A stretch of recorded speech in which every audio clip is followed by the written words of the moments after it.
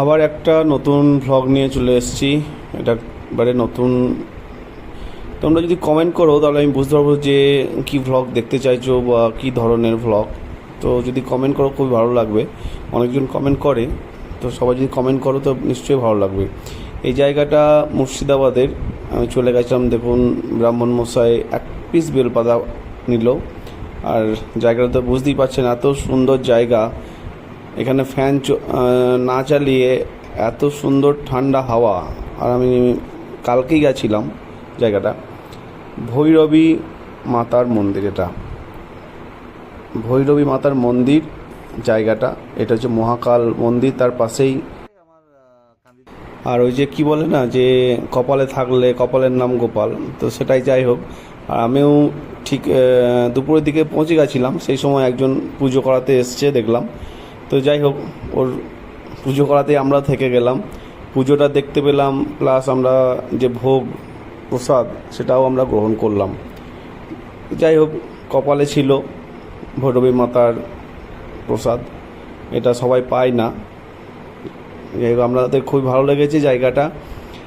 এর একটা গল্প আছে এই জায়গাতে, যেহেতু পাশেই দেখবেন হাই রোড। আমি এটা ছবিটা একটু তুলে ধরবো। এই মহাকাল, আমি আসছি ওই জায়গাটা। তো মহাকালে এই মন্দিরে পুজো বসে গেছে ব্রাহ্মণ মশাই। এটা শিব ঘর মহাকাল, যেটা এত সুন্দর সাজানো আছে। হয়তো অনেকজন জানেন না এই জায়গাটা, সেভাবে কারুকার্য কিছু করা নেই, নতুনত্ব জায়গাটা তো আছে।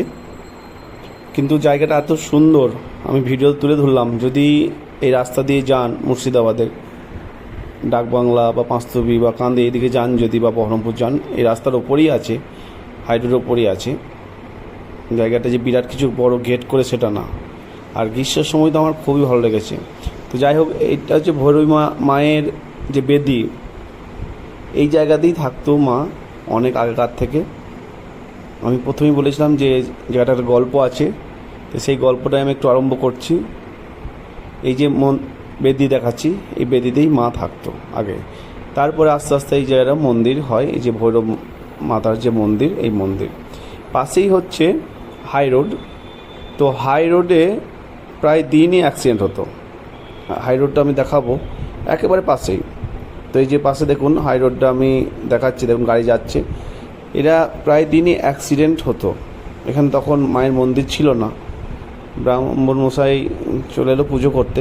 তো যাই হোক, তো ওখানে যখন অ্যাক্সিডেন্টটা বেড়ে যায় তখন একজন দায়িত্ব নিয়ে তারপরে পুজোর যে মায়ের যে মন্দির সেটা আরম্ভ করে, এবং অ্যাক্সিডেন্টটা সেইভাবে কমেও যায়, বরং অ্যাক্সিডেন্ট হয় না বললেই চলে এখন আর।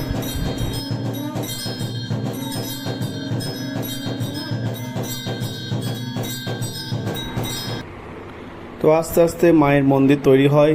তারপর কিছু লোক এখানে জানাশোনা সেই জায়গাটা আবার একটু পাশাপাশি ওয়াল তুলে জায়গাটা তৈরি করে এখন একটু ঘেরা হয়েছে আর কি। আর এই জায়গাটা আমার খুবই ভালো লেগেছে। ভৈরব মা খুবই জাগ্রত। যদি এদিকে যাওয়া আসা করেন তো নিশ্চয়ই একবার ঢুকতে পারেন। দেখুন অনেকজন শুয়েও পড়েছে, এখানে ফ্যানের দরকার হয় না। তো ভিডিওটা যদি ভালো লাগে লাইক শেয়ার সাবস্ক্রাইব অবশ্যই করে দিও।